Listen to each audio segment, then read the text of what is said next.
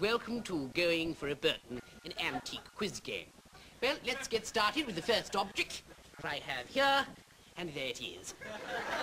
It'll come up on the screen for you now what it is for the people at home, and I'm going to hand this one, first of all, to Professor Hart to tell me what he thinks of that. Well, it's probably Egyptian. 12th, 13th century. Yes, it's very tasteful, yes. Now, I think it's porcelain from the 18th century, imported. Yes, I see. Well, of course, you're very close, so I am going to give it to you. There you are. It is, in fact, a loaf of bread. Ah, yes, of course, I thought so. You thought what? I thought it was porcelain from the 18th century. Yes, but it's not. Absolutely, it's not. No. But I thought so. Yes. So, well, we'll move straight on to the next object, and which I have here. Can you all see that at home? Can you see that coming up on your screens? Yes, it is.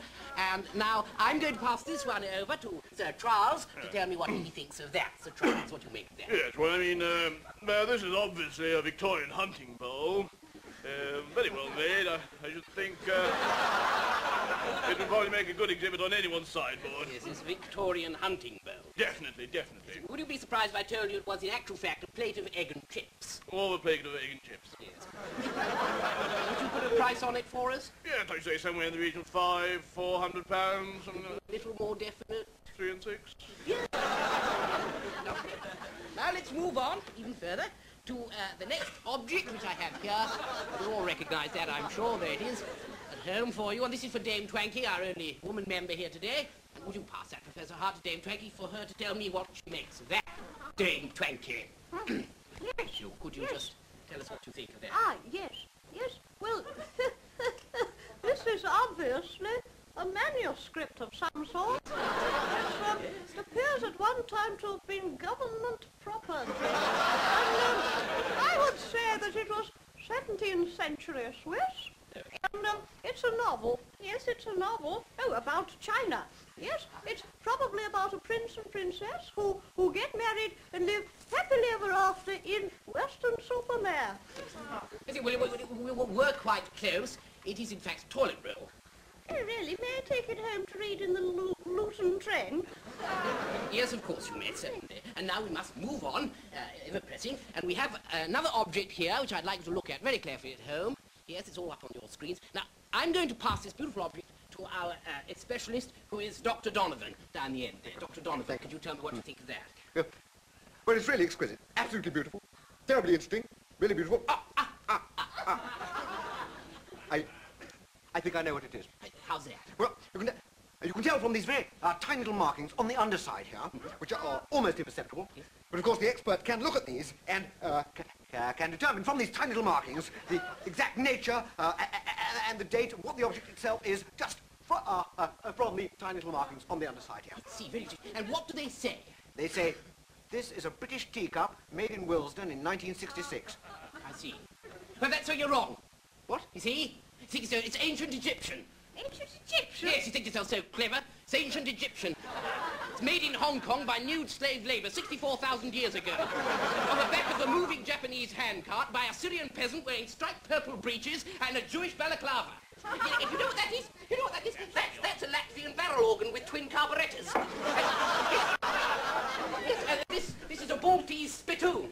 You know what these are? These here, they are Greek hot water bottles. Next week, going to a Burton, we'll be taking a look at the world of art. And in particular, this priceless painting of the Mona Lisa, which has been kindly loaned to us by the French government. So there! Hey!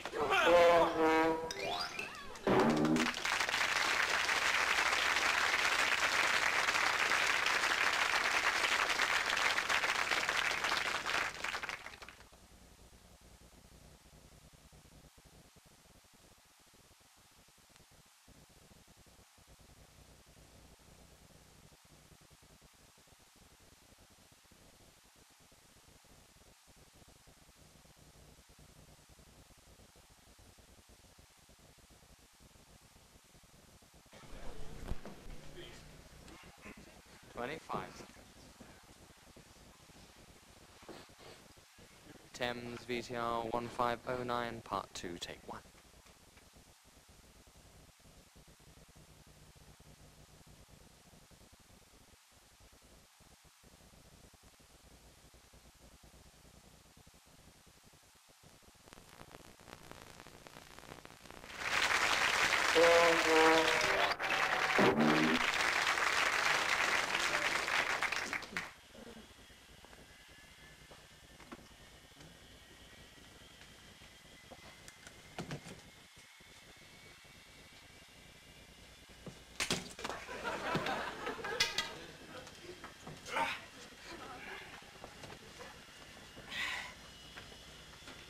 Hello.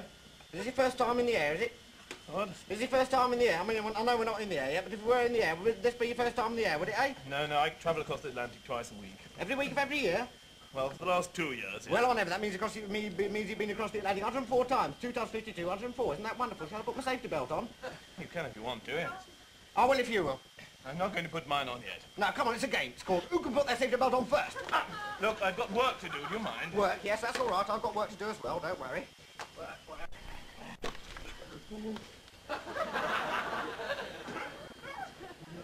For God's sake, put it out! Do beg pardon. What's the matter? You can't use that in here. It'll cause an explosion. Explosion, yes. Oh, dear. Don't want explosion, do we, in an aircraft? No. Righto. I think I'll just read. That would be an excellent idea. Right. As the shadows lengthened over Bromley, Moira could control herself no longer. She slapped him hard on the upper deck. Oh. She slapped him hard. On the upper deck, Mr. Please, Figgis can you keep quiet? Quiet, yes, quiet, certainly, quiet.